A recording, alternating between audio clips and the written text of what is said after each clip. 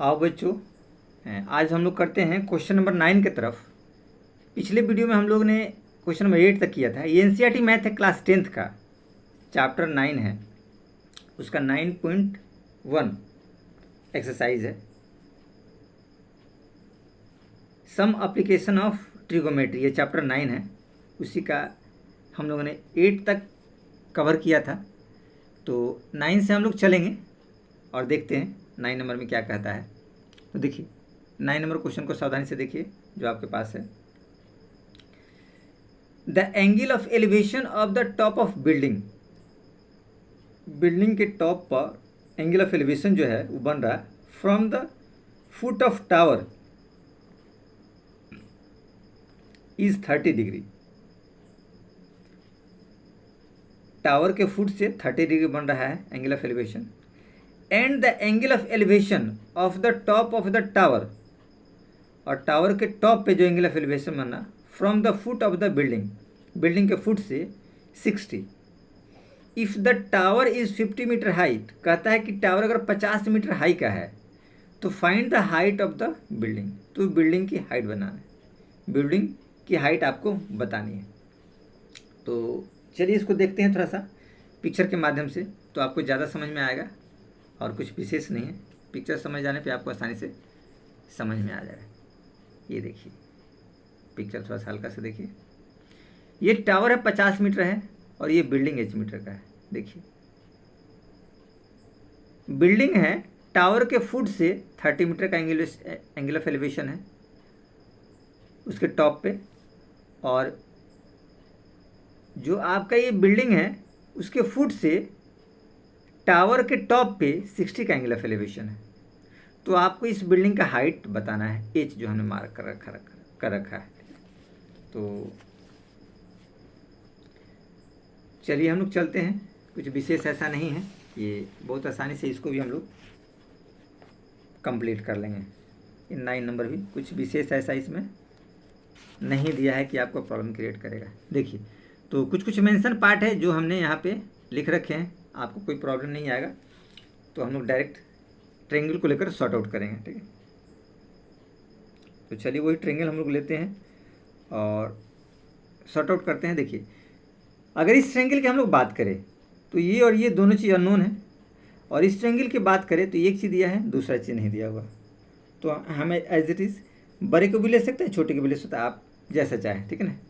तो पहले बड़े वाले को लेते हैं ताकि एक ये निकालने में आसानी रहेगा। पी और बी का कॉम्बिनेशन लेंगे 10 में, और इसमें पी बी का कॉम्बिनेशन में 10 में, और ये पार्ट कॉमन है, ध्यान रखिएगा।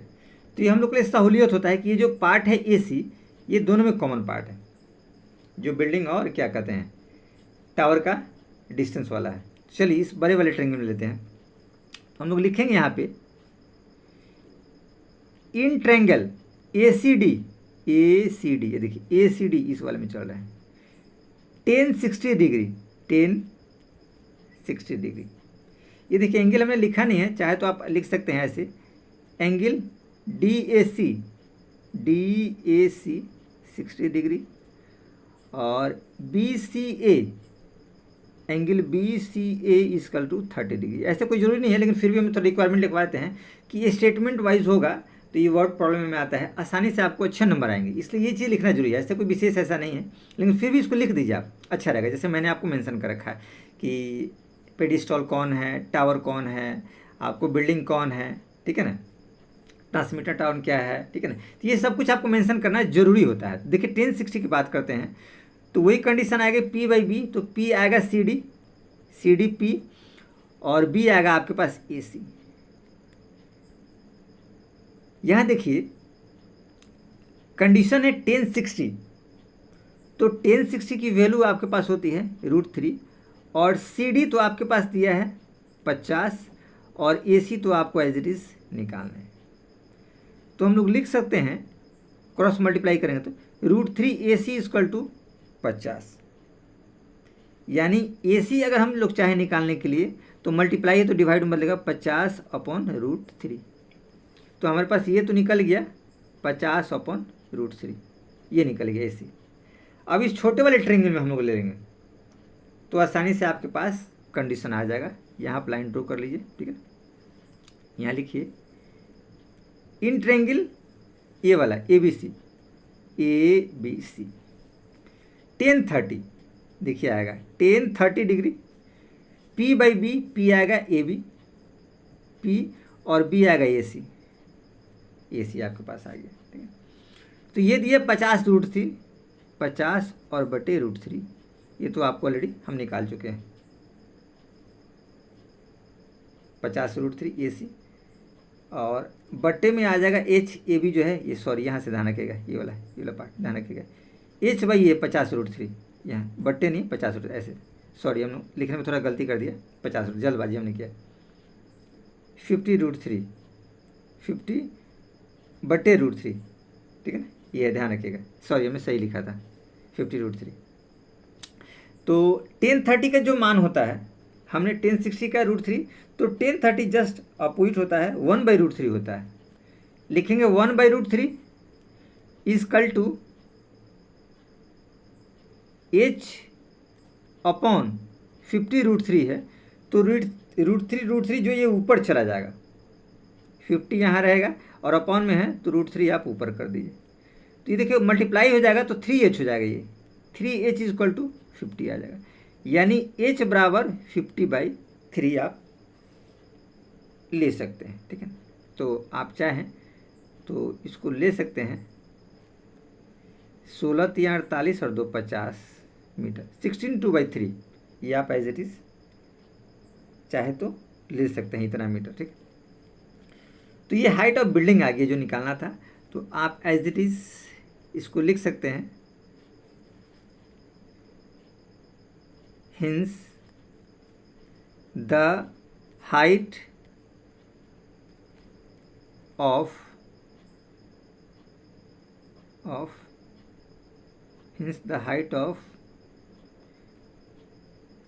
building is 16 2/3 मीटर, ये आपका आंसर आ गया।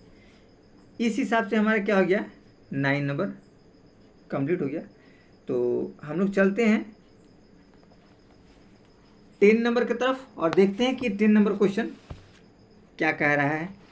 10 नंबर में कुछ विशेष ऐसा नहीं है, 10 नंबर भी ऐसे हंसते खेलते बन जाएगा, कुछ विशेष नहीं, इसमें घबराने वाली कोई बात नहीं है, बस थोड़ा सा कॉन्सेंट्रेट रखिए अपने माइंड को और बनाते जाइए, सब कुछ आसानी से हो जाएंगे, कुछ भी विशेष ऐसा नहीं है। ये देखिए 10 नंबर क्वेश्चन,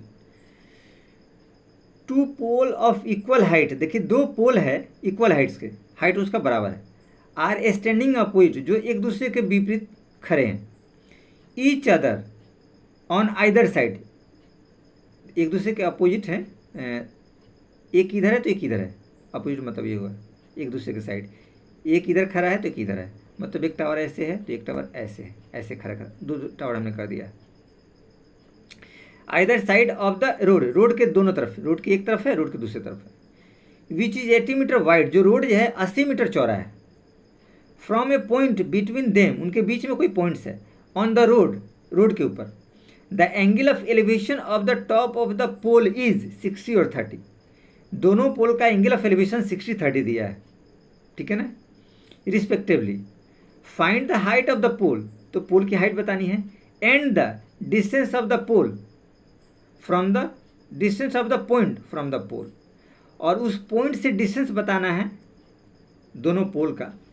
तो सबसे पहले तो आप डायग्राम देखेंगे तो आपको समझ में आएगी, ये देखिए ये 2 पोल हैं और ये वो पॉइंट्स है, इस पॉइंट से एक का एलिवेशन 60 है तो दूसरे का एलिवेशन 30 दिया है, तो आपको इनका हाइट निकालना है और यही डिस्टेंस निकालना है कि इस पोल से इसकी दूरी कितना है, इस पोल से इसकी दूरी क्या है, क्योंकि बोल नहीं रखा मिड पॉइंट में या कहाँ पे है, ऐसा कुछ कंडीशन बोला नहीं इसने, तो इसमें हमको निकालना होगा। और एंगल भी देखिए अलग अलग है, तो ये तो क्लियर है कि एक जगह नहीं होगा, मतलब मिडिल पॉइंट में नहीं होगा।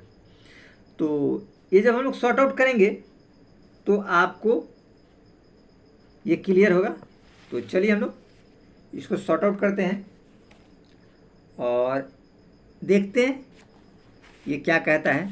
कुछ विशेष इसमें भी हम लोग का नहीं है कि प्रॉब्लम होगा आपको करने में, बनाने में, ठीक है ना, लेकिन थोड़ा सा कॉन्सेंट्रेट रखेंगे माइंड को तो आसानी से आपके पास बन जाएंगे। देखिए तो पिक्चर हमने आपके लिए बना दिया है सहूलियत के लिए, आसानी से आप कवर कर ले। इसमें कुछ लिख रखा है, उसको थोड़ा सा गौर से देखिए। Let height of the two equal pole A B C D, ये देखिए A B C D naming कर दिया है। ए बी पहला पोल है और सी डी दूसरा पोल है, तो दोनों का हाइट बराबर है कि इक्वल बोल का A B C D H metre हमने मान रखा है, ठीक है। आप चाहे तो as it is H metre यहाँ भी लिख सकते हैं और एच मीटर यहाँ भी लिख सकते हैं, वो आपकी मर्जी है, एच एम, ठीक है ना, एच डॉट एम। ए सी, ये देखिए ए सी है, ये पूरा रोड है जो 80 मीटर है। रोड के एक तरफ पहला पोल और रोड के दूसरे तरफ दूसरा पोल, ये पूरा 80 मीटर है। तो ये क्या हो जाएगा, ए पी, इसका नाम हमने पी दिया, देखिए ए पी और पी सी, ए पी और पी सी 80 मीटर हो जाएगा। डिस्टेंस बिटवीन पोल, ये दोनों पोल के बीच की दूरी है। अब ए पी को हमने एक्स लिया, देखिए एक्स है, तो ये दूसरा 80 माइनस एक्स हो जाएगा, 80 माइनस एक्स, ये वाला जो पार्ट हो जाएगा 80 माइनस एक्स हो जाएगा, ये देखिए 80 माइनस एक्स, ये वाला पार्ट पी सी वाला पार्ट। अब देखिए एंगल थोड़ा मेंशन कर देते हैं, बी पी ए या ए पी बी 30, ये देखिए बी पी ए 30 और डी पी सी 60, तो वो भी हमने एंगल यहाँ पे मेंशन कर दिया है। अब हम लोग को वन बाई वन करके एक एक ट्रेंगल में लेना है, आसानी से आप इसका मान निकालेंगे। चलिए इसमें चलते हैं। ये देखिए दोनों में संबंध निकालेंगे क्योंकि हमको इसकी ज़रूरत है। ये नीचे ऑलरेडी हमने लेट किया है या टोटल दिया हुआ भी है, तो ये एक्स को लेट किया, तो इन दोनों का संबंध पी और बी का होता है 10 निकलेगा इस ट्रायंगल में। तो पहले लिख दीजिए, in triangle A B P, ये देखिए ए बी पी, ये वाला ट्रायंगल है, ध्यान रखिए ए बी पी ट्रायंगल, इसको ध्यान रखिएगा क्या ट्रायंगल है, ए बी पी। तो क्या हो जाएगा आपके पास, tan 30 degree equal to P by B, तो पी आपके पास आएगा ए बी और ये हो जाएगा A P, P A B और ए पी, ये वाला और ये वाला। तो हमारे पास रिजल्ट जो है 1030, तो 1030 जो है आपके पास आएगा, 1030 का मान हम लोग लिखते हैं 1/√3, 1/√3 ये होता है। और ए बी देखिए यहाँ पे क्या मान रखा है, एच, लिखिए एच, और ए पी एक्स, तो आपने एक्स रखा। क्रॉस मल्टीप्लाई करेंगे तो देखिए क्या आएगा, एच बराबर √3h,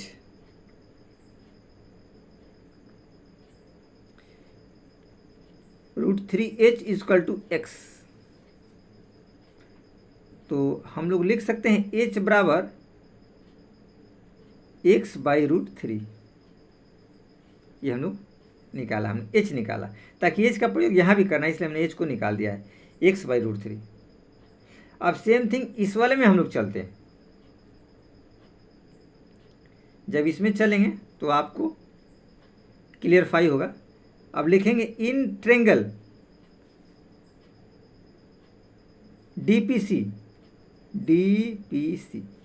इस DPC में आते हैं, तो DPC ट्रायंगल में आएगा 1060 डिग्री। तो वही कंडीशन 1060 आ जाएगा P बाई बी, तो P आपके पास आएगा CD, ये वाला P होगा, और B होगा ये PC। तो 1060 का जो मान होता है वो √3 होता है। तो आप क्या करेंगे, √3 इक्वल टू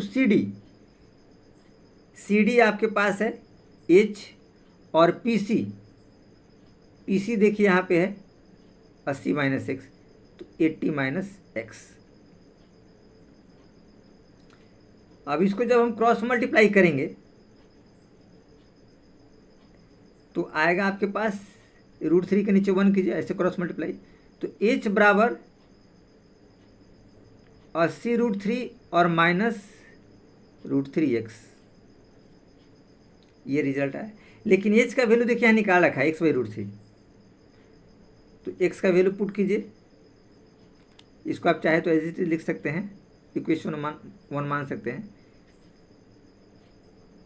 यहाँ आप लिख सकते हैं फ्रॉम इक्वेशन 1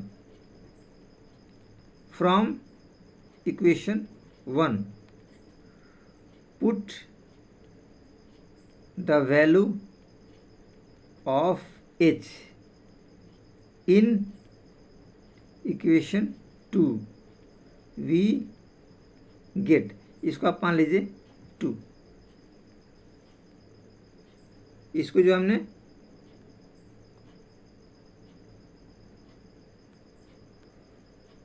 टू माना, ठीक है ना। तो कुछ विशेष ऐसा आपके पास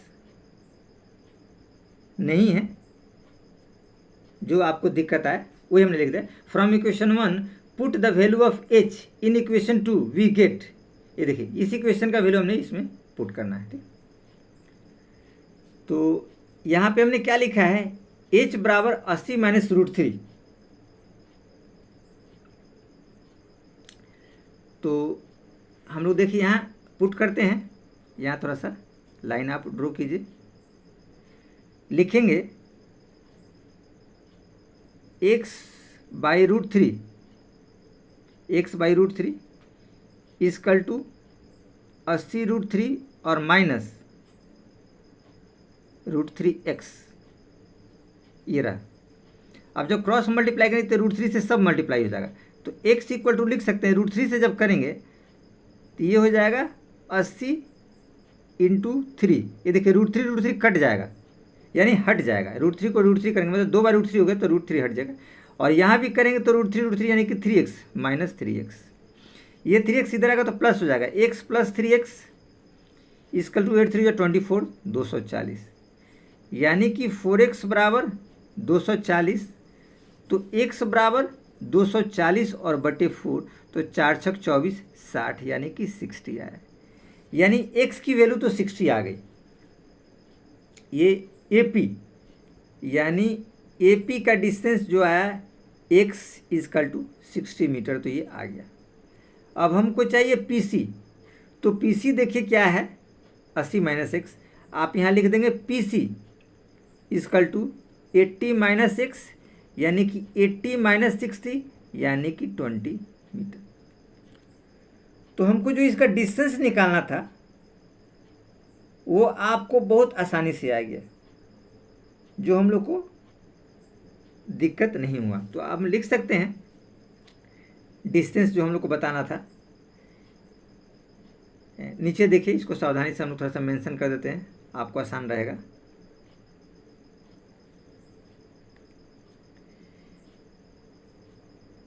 Hence the height of the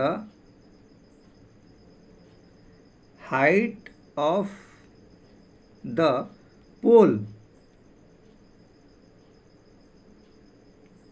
height of the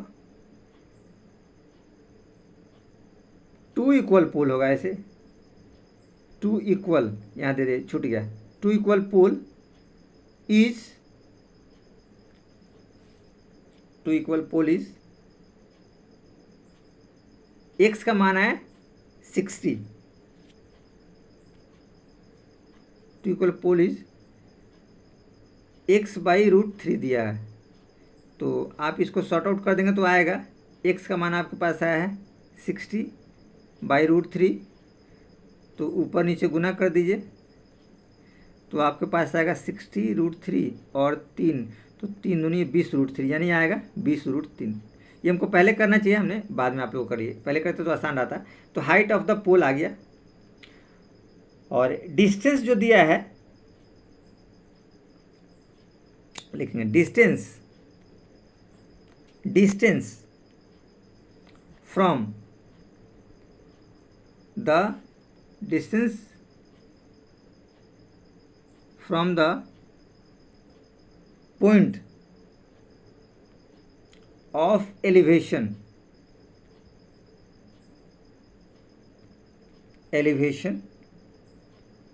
R क्या दिया है 60 मीटर और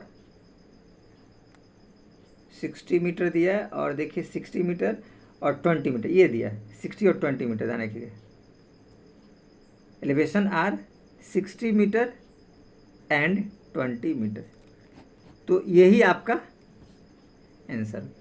तो इस हिसाब से हम लोगों ने क्या किया, इस क्वेश्चन को भी हम लोगों ने बहुत आसानी से कंप्लीट किया। तो चलिए हम लोग चलते हैं नेक्स्ट क्वेश्चन की तरफ।